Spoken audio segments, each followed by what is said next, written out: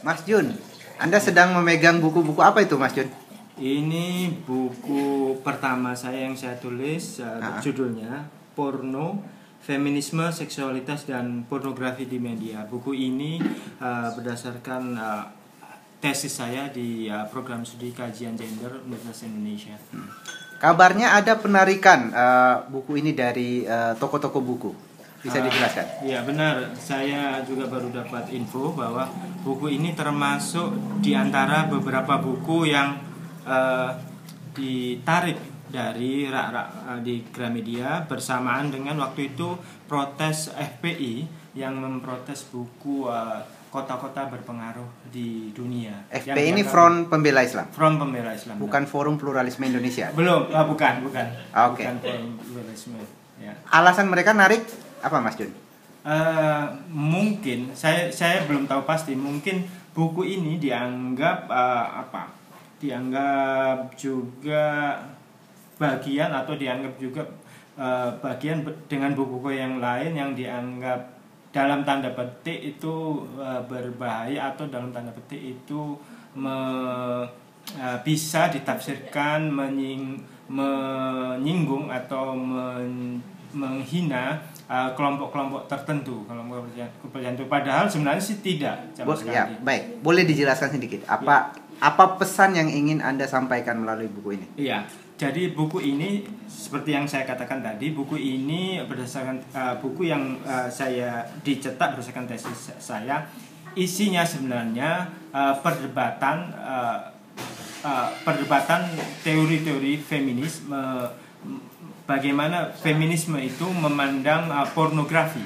Jadi banyak aliran-aliran di dalam feminisme itu yang mempunyai pandangan berbeda di dalam menyikapi pornografi. Selain itu, buku ini juga mengulas bagaimana pandangan media massa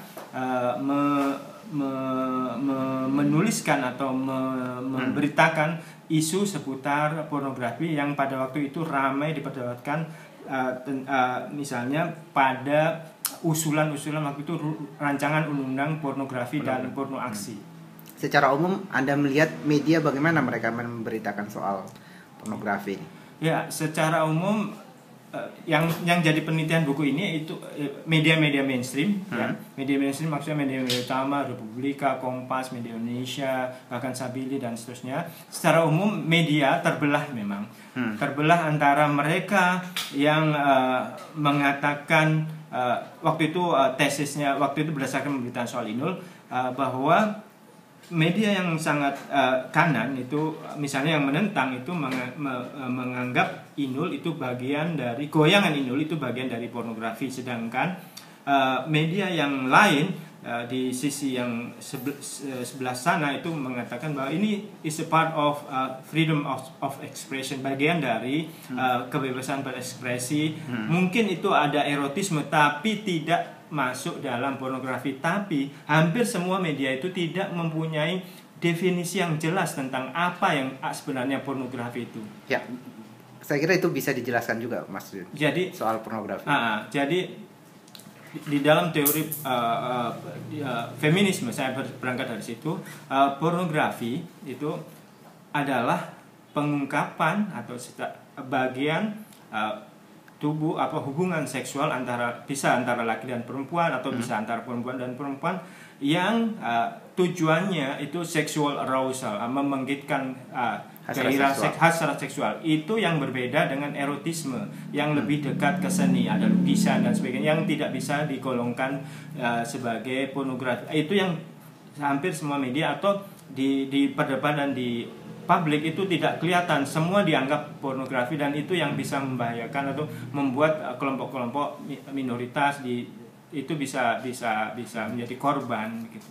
Oh, jadi Anda melihat bahwa minoritas, selain kelompok minoritas misalnya yang mungkin punya standar berpakaian yang berbeda ya? Ya betul, gitu ya? Misalnya saudara-saudara kita yang di Papua, saudara-saudara kita yang di Bali, saudara-saudara kita yang di Manado misalnya ya, yang bisa jadi korban, meskipun katanya itu bukan katanya, tapi meskipun itu dikecualikan, tapi bagaimana kelompok-kelompok itu di undang-undang itu bisa dipinggirkan atau bisa direndahkan, dianggap sebagai sebuah ungkapan porno, itu yang ditentang banyak orang. Tidak jelas masukkan erotisme dan pornografi jadi satu.